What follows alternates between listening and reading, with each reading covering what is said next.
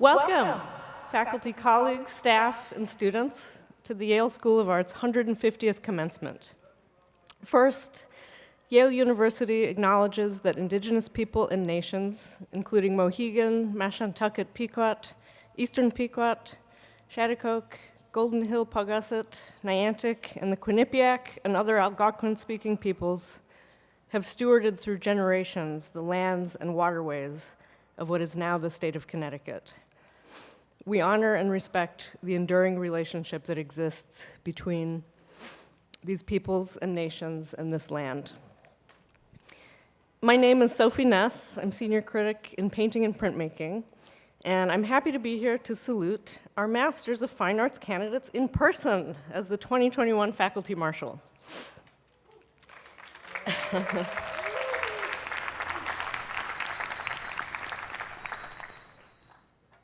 In light of ongoing crises in the world right now, I want to take this opportunity to express my gratitude for the good fortune that allows us to be here together today, and to thank the entire school for the extraordinary work and the care that this year has required of all of us.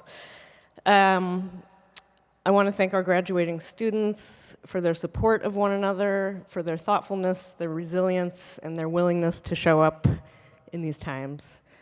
I believe it was Dave Mustaine who said, "Thanks for coming out and getting nutty with us." I look forward to continuing to build a better world with you all beyond Yale. So to get our program started, please welcome the Stavros Niarchos Foundation Dean and Professor Marta Kuzma to the lectern.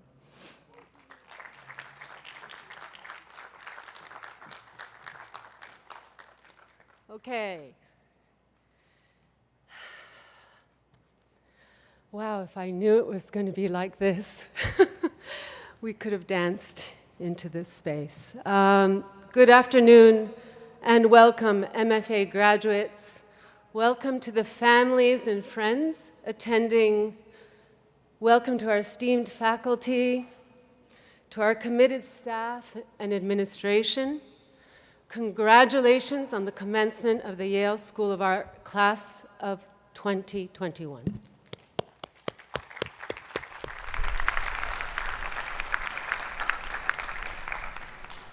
Without a doubt, you have been challenged and gripped by a historical pandemic, and yet you've endured to arrive here today as this community, very much in body and in mind, in what is our first in-person gathering in over 400 days.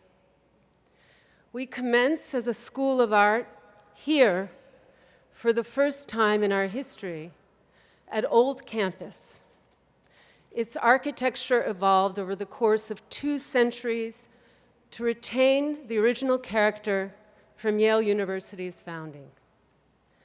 The residential colleges that surround us were completed in 1933, the year in which FDR was sworn in as president, the year the Great Depression gripped the United States, and when all financial transactions were declared frozen, the year the World's Fair opened in Chicago, and the first drive-in theater opened in Camden, New Jersey.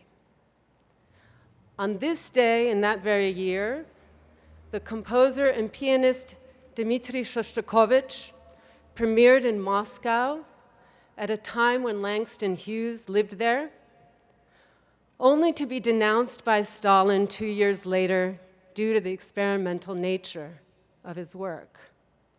And of course, 1933 was the year that the National Socialists won the majority in the German federal vote, when Adolf Hitler ascended to power within a regime that forced the Bauhaus to close. It was also the year Black Mountain College was founded in the United States.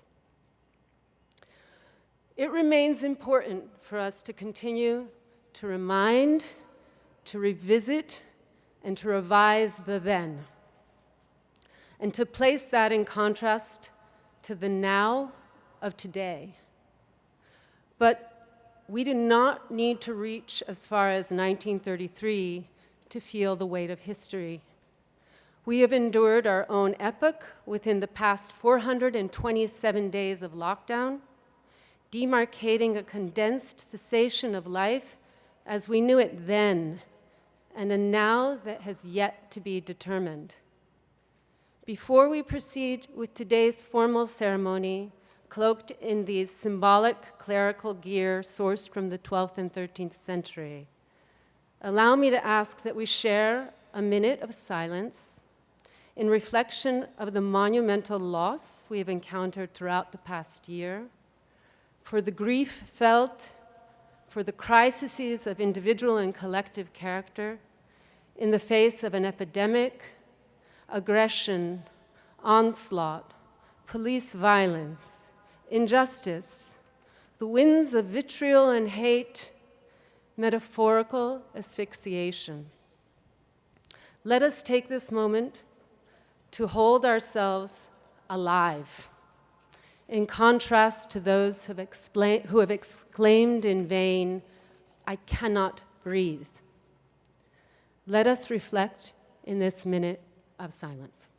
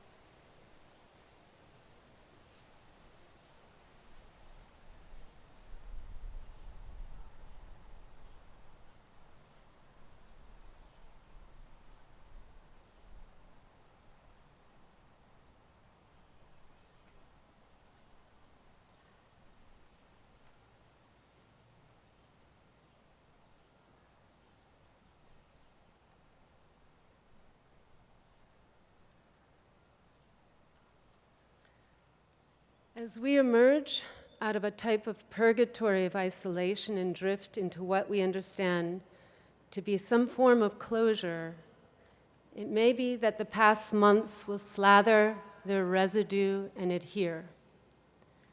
It is important for us to retain collective memory. We have changed, and we don't need Freud, nor Jung, nor Klein, nor Lacan to lead us to interpret that as artists, you sense, you feel, and you hold not only your own suffering, but the suffering of others, as if your body's ability to act corresponds to its sensitivity to other bodies, in a sixth sense way that resonates as the affective turn in the art that you produce. You bear the weight throughout the lives you lead to nurture and enlighten lives for others. You identify with care workers, with illuminating divisions and hierarchies, with bringing to the fore the oppressed, and in making the world aware of individuals fenced in, individuals kept out within genocide and turmoil. To note humanitarian transgressions in this country and throughout the world. You widen the spectrum in our comprehension of the now, of today, in this moment. The destruction and disfiguration of personhood, Goya couldn't come to us a minute too early to remind those who care enough to look at what constitutes the 24/7 of any artist. In a work so appropriately called "The Sleep of Reason Produces Monsters," Goya presents an artist as a body slumped over a desk while attacked by bats and lynx and cats and owls and shadows and spirits of things undecipherable, real or unreal. The artist is cast in the role of the observer of his own irrational experience, as a medium through which the nightmare of reality traverses, and also as an entity who holds visionary capacity, somebody who gives forms to constellations that offer new forms of life, new interpretations, and foundations for renewal. The artist, by making apparent the very human vices and errors, if merely by eliciting in oneself and in others the power of reflection and self-reflexivity, that results in possible empathy. Among today's speakers, the writer and musician Greg Tate poses the very tough question in one of his essays. How can art represent the unrepresentable, speak on the unspeakable, visualize the unvisualizable? Tate answers his own question. The modern artist who takes on the problematic has to represent not only victimhood, but the organized and systemic state power which compels these crimes against humanity. The artist must approximate the means by which the state can disappear a people's humanity through forms of both high and low, legislation, media, cartoons, journalism, slang, graffiti, rumor, spin. All this has to be done economically, efficiently, subliminally, and swift-boatingly, succinctly, says Tate. What we meet today, in addition to this beautiful day, is perhaps day one of an attempt to renegotiate our terms with the world, to begin to no longer treat every human being as a vector of disease, or for that matter, of malice. This day, today, is one in which you commence in tandem with a larger reemergence that unfolds to reconstruct how we speak, regard, trust, if only to evolve this old campus of the world into one of wisdom, reconciliation, and one that may hold the capacity for expanding the realm for desire and for making of that which is unbridled and yet unbeknownst to us. I congratulate all of you with finding the way to sustain your research and your practice and your making and your agency throughout these past 2 years. I congratulate you on locating your communities to help you through the isolation and the correspondence that ensued as a result. And I truly and humbly stand here with head heavy without crown to commend your courage. And I praise our faculty and our staff and our administration for holding things together when the world, as we knew it and know it, seemed and seems to be dissolving. With this, I ask our commencement speaker, Greg Tate, to lead us in reflection, followed by our honorary graduate speaker, Amina Ross. Thank you.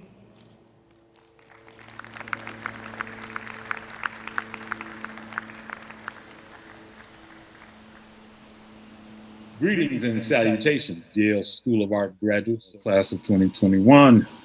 Honor and a pleasure to be before you.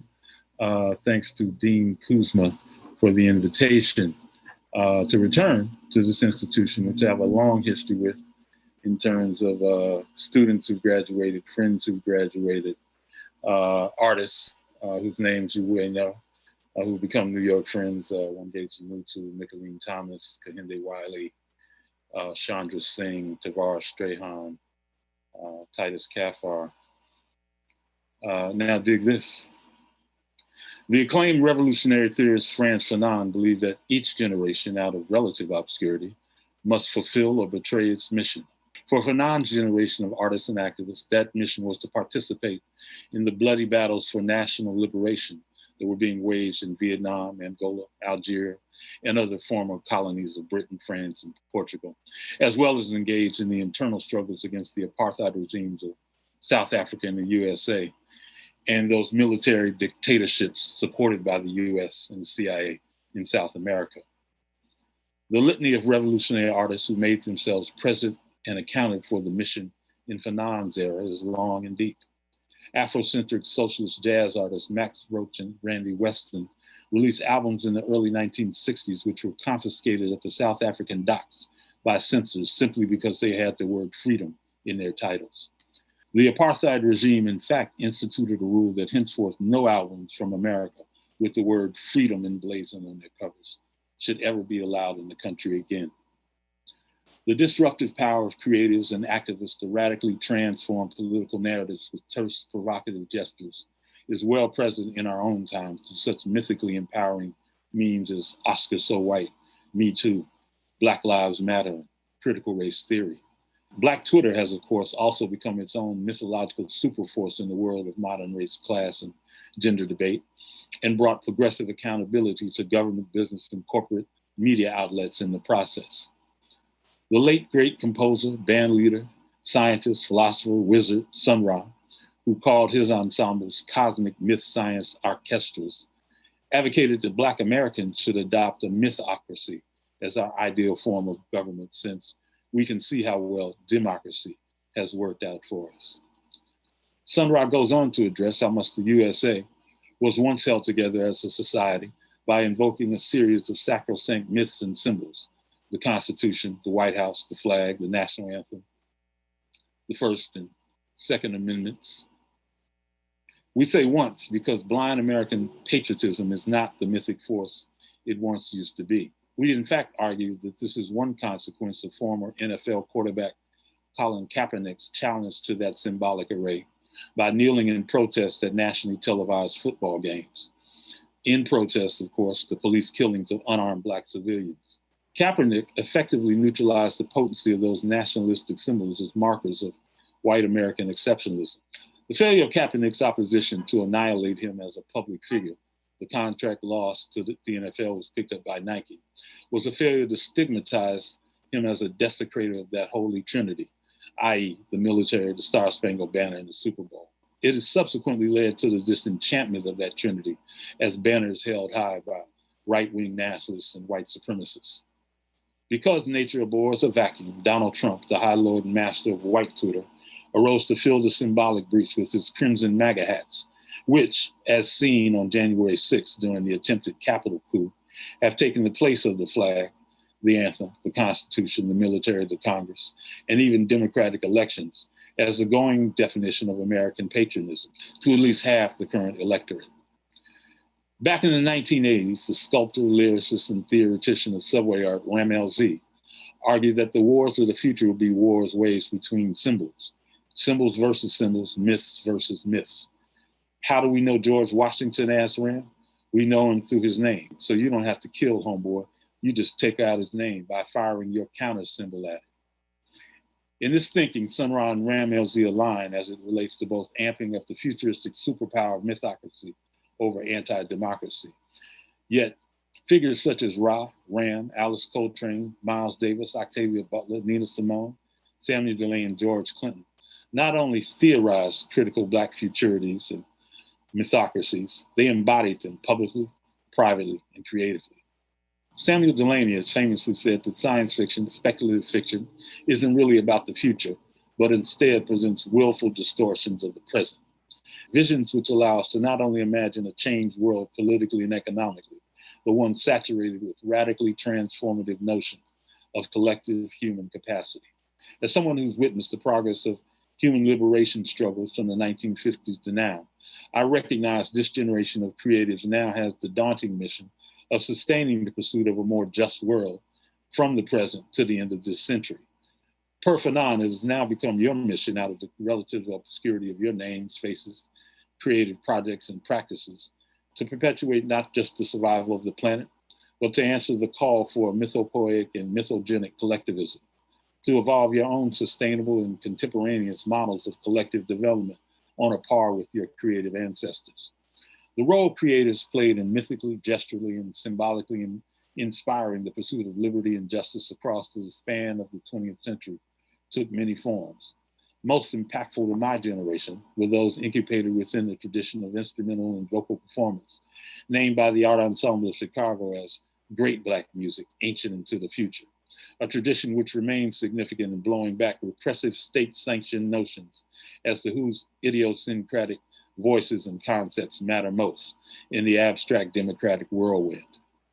Folk like Louis Armstrong, Billie Holiday, Little Richard, Sister Rosetta Tharpe, Aretha Franklin, James Brown, Mahalia Jackson, John Coltrane, Celia Cruz, Jimi Hendrix, Chaka Khan, Grace Jones, Marvin Gaye, Stevie Wonder, LaBelle, George Clinton, etc., all used the portal of great Black music to explode the barriers to BIPOC expressionists and conceptualists defining humanity and their own colored identities to the world.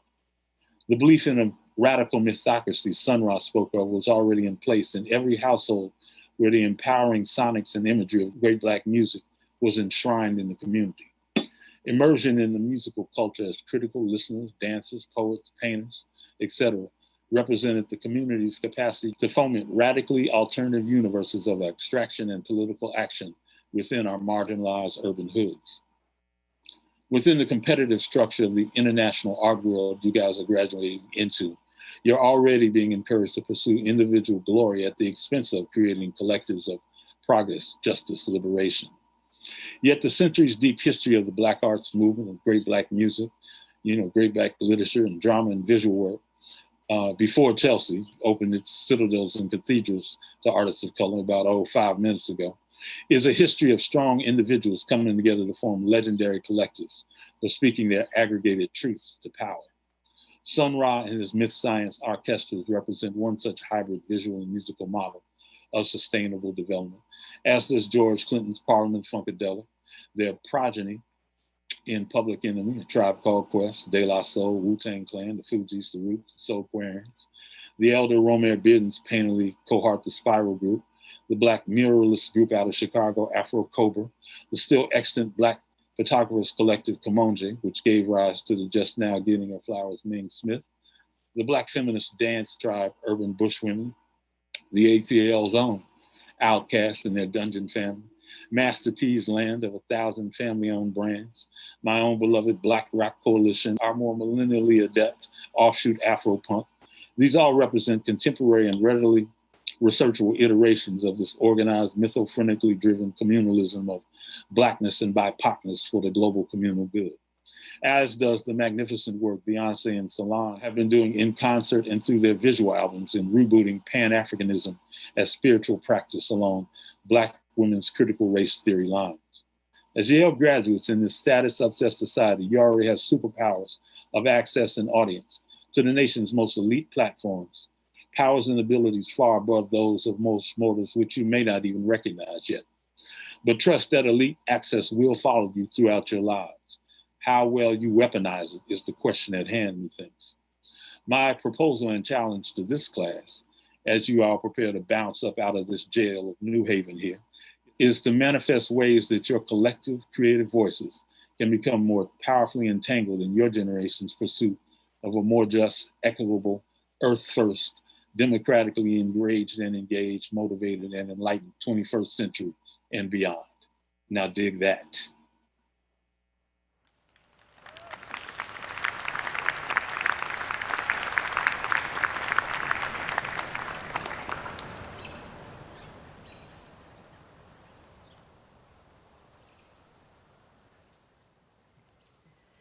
Thank you, Dean Kuzma and Greg Tate.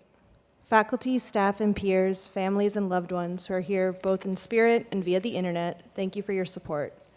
My name is Emma Sapphire, MFA candidate in painting and printmaking.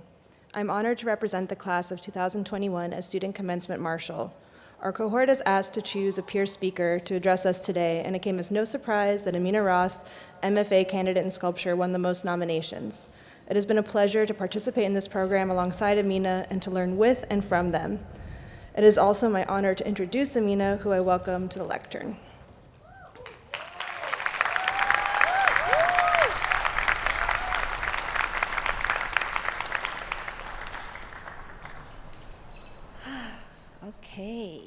Okay.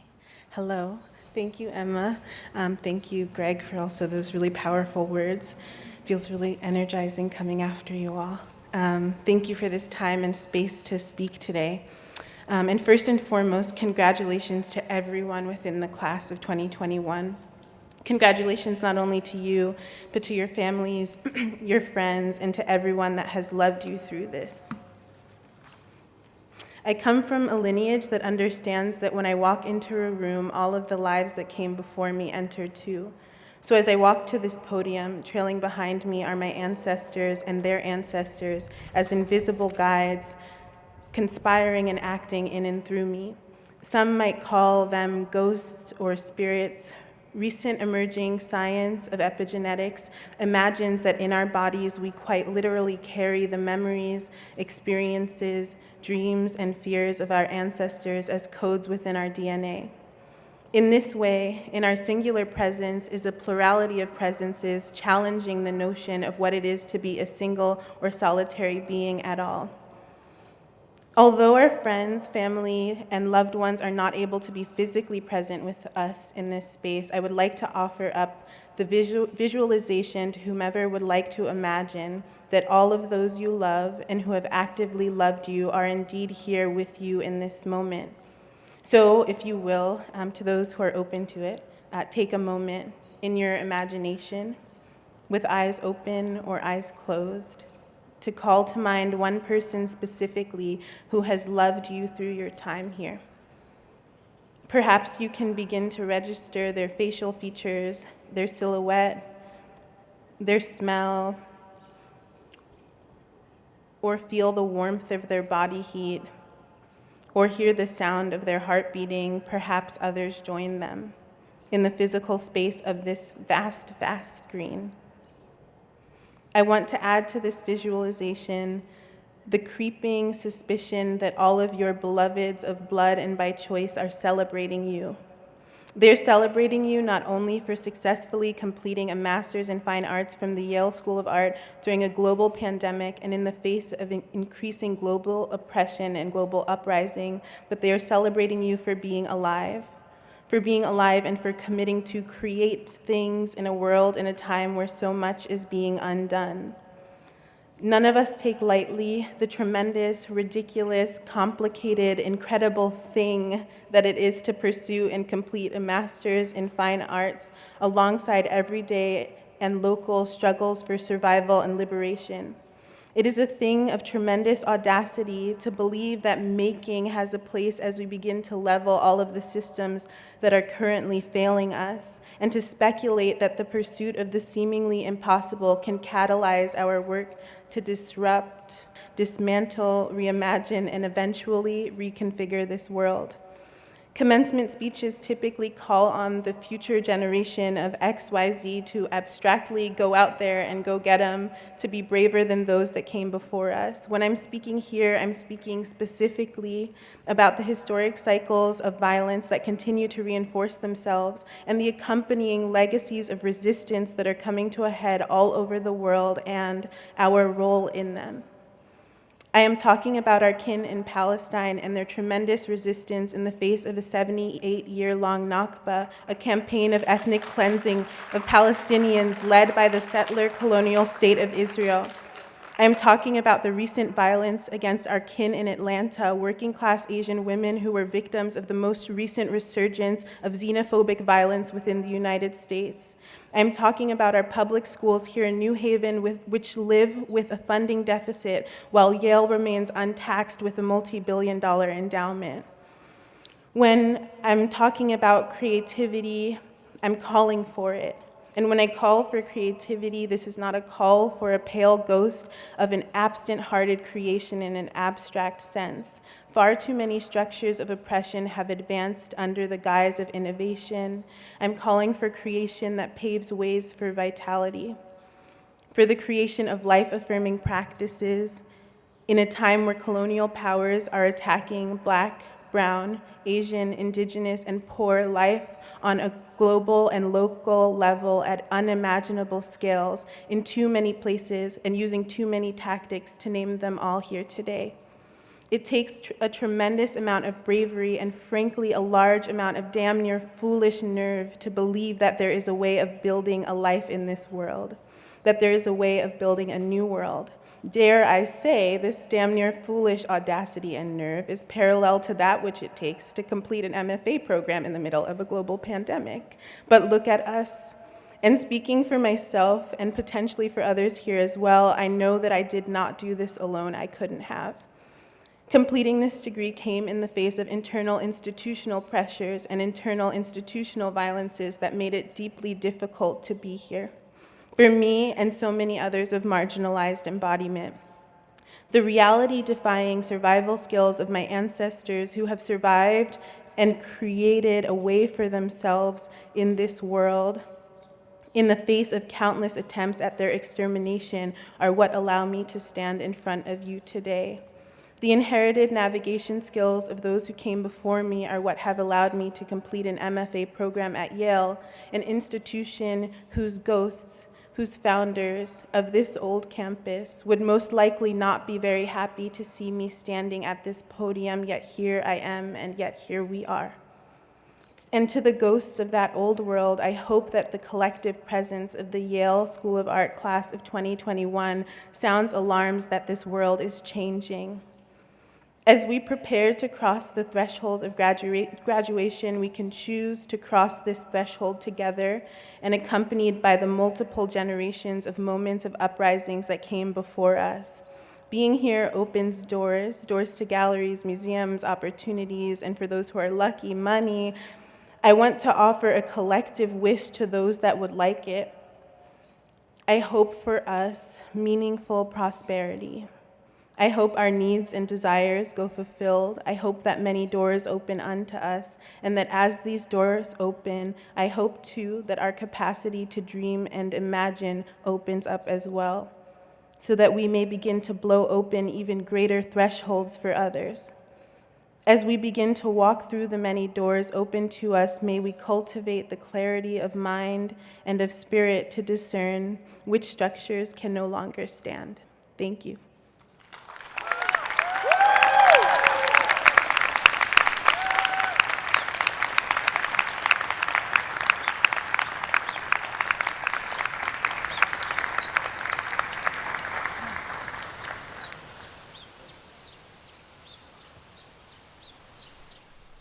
Thank you, Amina, Ross, and Greg Tate for your powerful and thoughtful words.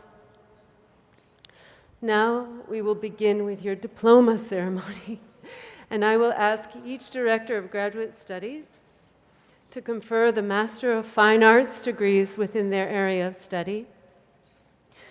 I would like to first introduce Professor Sheila de Bretteville, the Caroline M. Street Professor and Director of Graduate Studies in Graphic Design, who will come to the lectern to confer the Masters of Fine Arts degrees in Graphic Design. Welcome, Sheila.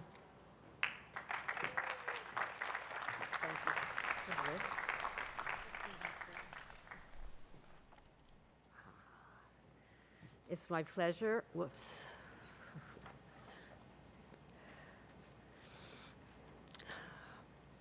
It's my pleasure to hand out these degrees to our graphic design graduates. First is Herdaras Angara.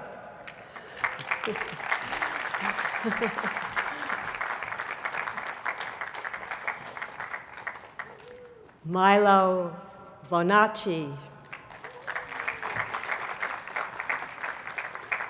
Louisa Dale.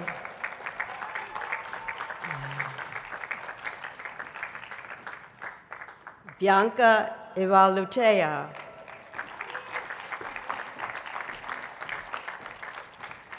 Furkan Jawed.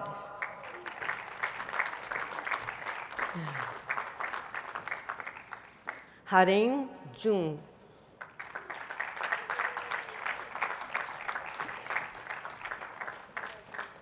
Jung Jung.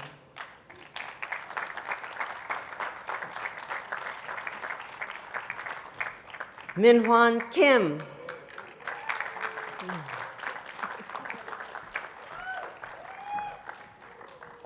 Nicholas Massarelli.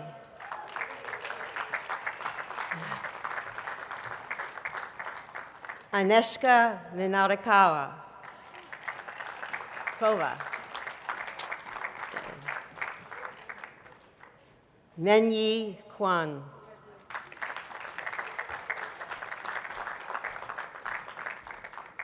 Anna Sagstrom. Yenwei Wang. Congratulations, all of you.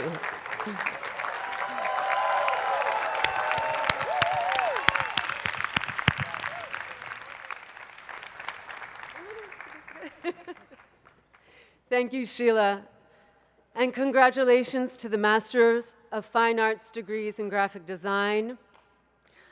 I now invite Associate Professor and Co-Director of Graduate Studies, Maleko Mogosi, to the lectern to confer the Masters of Fine Art degrees in Painting and Printmaking.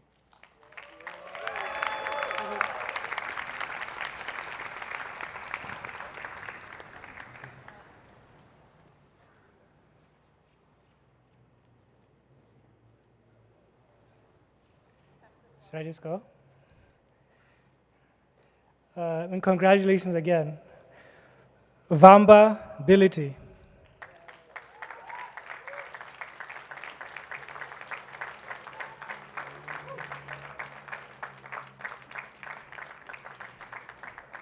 Bree Brooks.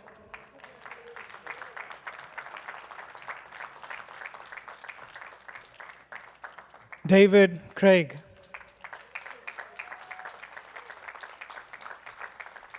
Danielle De Jesus.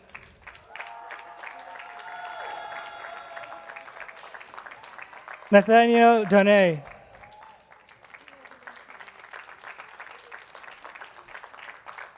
Layla Faye.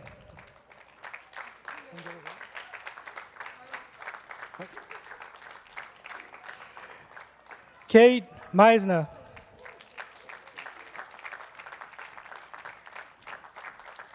Mitch Miller.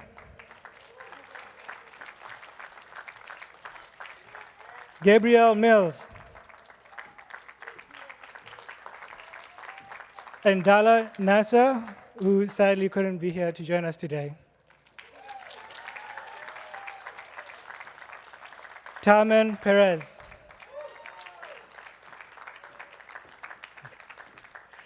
Alina Perez.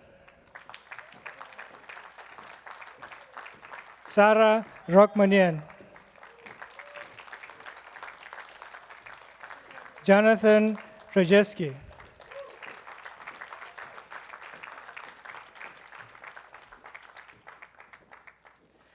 Emma Sapphire. Chibuke Uzoma.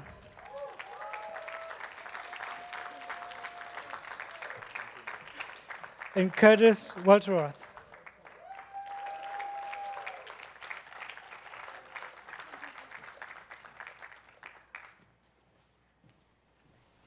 Thank you, Maleko, and congratulations to the Master of Fine Art degree recipients in painting and printmaking.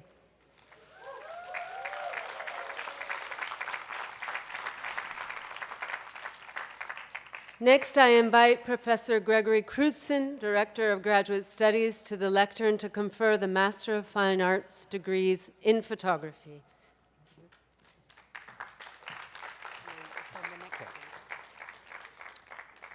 Congratulations, Yale Photo 2021. And here they come.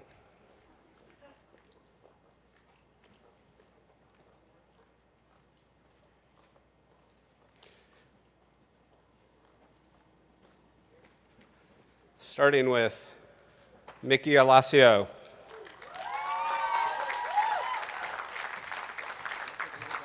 Yes. Ronwei Chen. And a special shout out to Robert Frank Chen.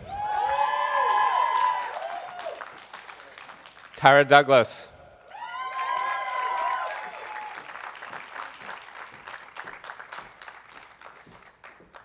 Jackie Furtado.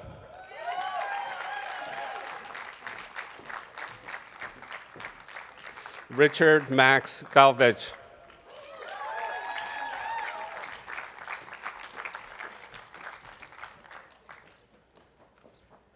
Nabil Harb. Congratulations. Dylan Housefor.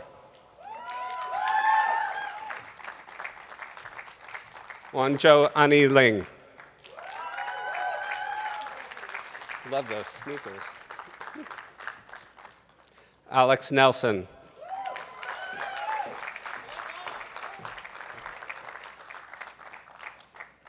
And Rosemary Warren.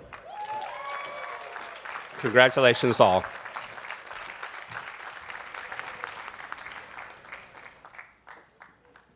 Okay. Thank you, Gregory, and congratulations to the Master of Fine Art degree recipients in photography.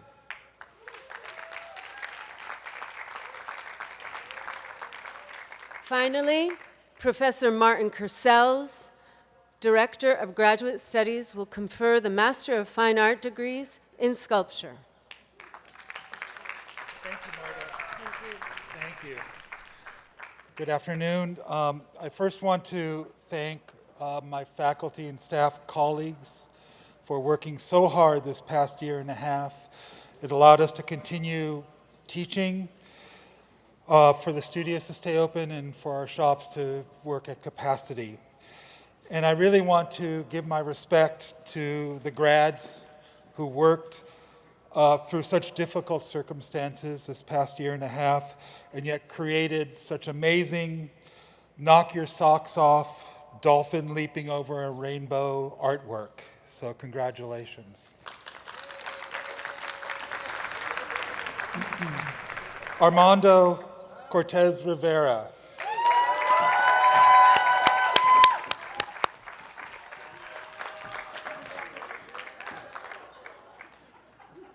Cameron Claiborne.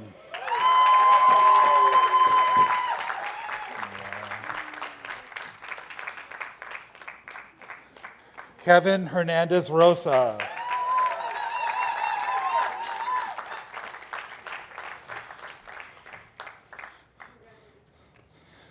Sejun Kim. Dude. Diana Sophia Lozano.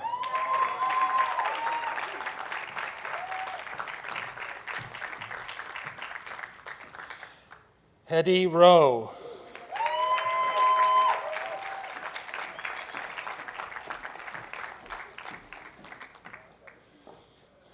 Amina Ross.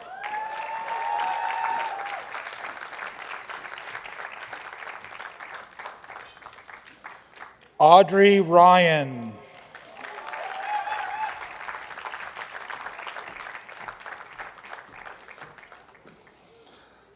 Jean Ho So.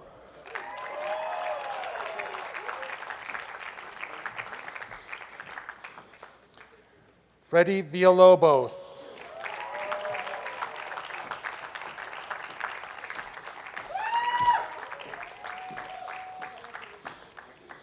Stella Zhang.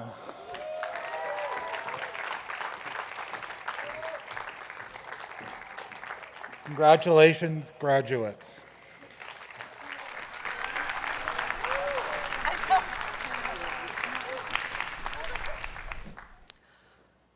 Thank you, Martin. And congratulations to the Master of Fine Art degree recipients in sculpture.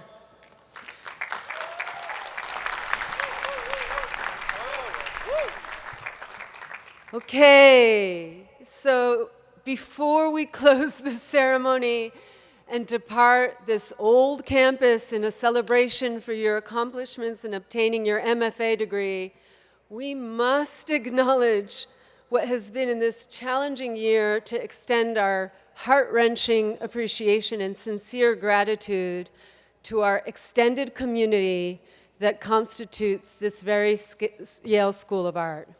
But firstly, I want to thank the families of this community and the families of these members or your community members. which have not been able to be here today, and those who also had to endure with all of the challenges that you had to endure in the past year. So I'd like a very large round of applause to the families.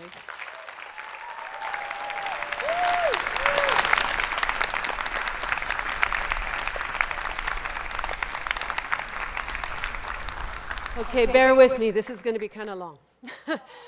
We thank our committed faculty engaged with teaching in the past year, to those who are joined with us today, and those who are joining us virtually, the professors, assistant professors, associate professors, senior critics, lecturers, visiting critics, scholars, and those of our colleagues within the university who reimagined pedagogy, acknowledged the social and political landscape within which we are teaching, and to those who rose to the occasion to compose a fulfilling academic year. There are too many educators who have made up this teaching force to note in the final remarks, although you will not remain nameless, but are denoted in the spectacular commencement program, which has been created and produced by our MFA graduates in graphic design, Aneshka Minarikova and Bianca Ibarolucia, who have received degrees. Today, thank you. And make those shine, those commencement programs in the sun. I must commend our director and co-directors of graduate study, whom you have just heard from several minutes ago. And if you sing and can sing, we sing thank you to you. And I certainly sing thank you to you. In addition to our professor Anoka Faroki, who despite being on sabbatical, showed up, forged an important presence both in her educational capacity and in her civic responsibility to political change. Also, thank you to our assistant director in graphic design and to our long-standing and devout director of undergraduate studies, Lisa Kareji. To the school's 3 assistant deans, A.L. Steiner, Sarah Stevens-Morling, and Taryn Wolf, we extend so many thanks. I am so particularly indebted as I feel that you've contributed to a 4-member leadership dean team that helped lead a collective out of a crisis, and a school as a collective out of a crisis. To the individual who made it possible for you as artists to work in place, we must all thank Alex Adams, who held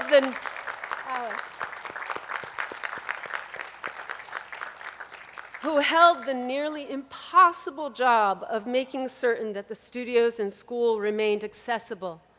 And he did so in concert with our instrumental janitorial crew, Jose Estrada and Alfredo Gaitan.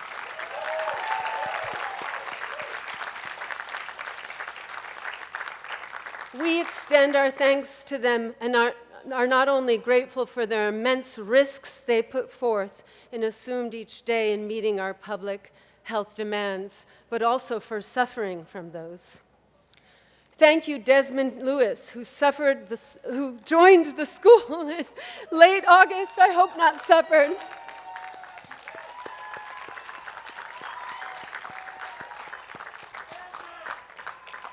To oversee the facilities and sculpture, and who was on site nearly every day working with the students.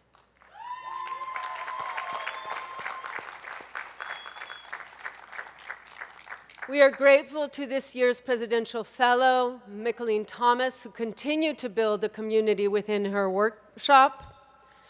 Thanks, and we continue with our thanks to our lead administrator, Regina Berinowitz, and her team, Denise Sacek, as well to David Blackman for fathoming endless ways to support our students.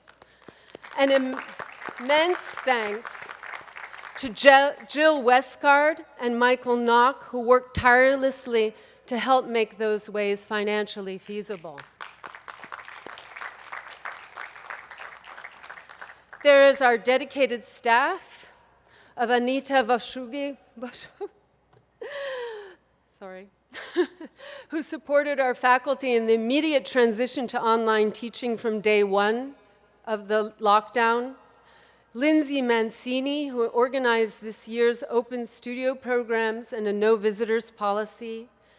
Emily Kappa, who led the process of improvements in technology integrations for course planning and evaluation. Edgar Serrano, Chris Mandelbaum, Brian Schmidt, Larissa Hall, Sarah Conquest, Christina Molina, Chrissa Dobson, in addition to my executive assistant, Beth Castle-Lavelle, who managed to balance a wider cohort on any given day and helped me to keep a networked communication. I also very much am grateful to the postgraduate researchers, Eddie Dye, Willis Kindry, and postgraduate Angela Chen.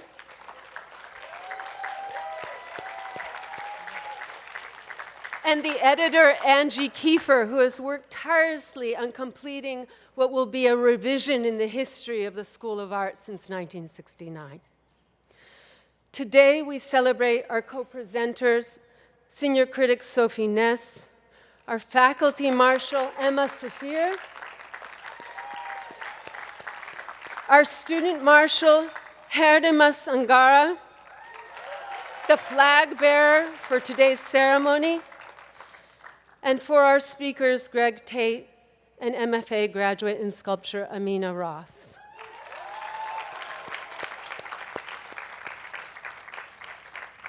Today, we also recognize the retirement of Professor and former Dean Robert Storr, who sits with us.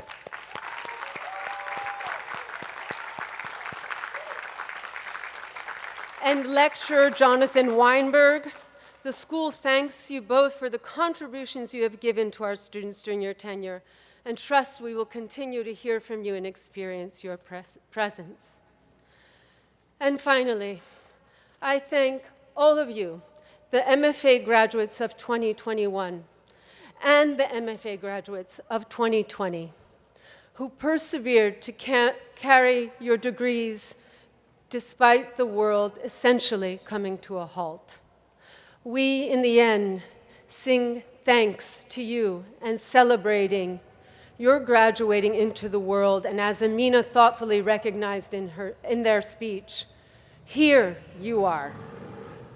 School of Art faculty, staff, and guests watching around the world, it is my distinct pleasure to present to you this Yale School of Art class of 2021, and we hope to recognize you in the weeks and the years ahead, even if in reverse and upside down, while wearing David Blackman's iconic sweatshirts.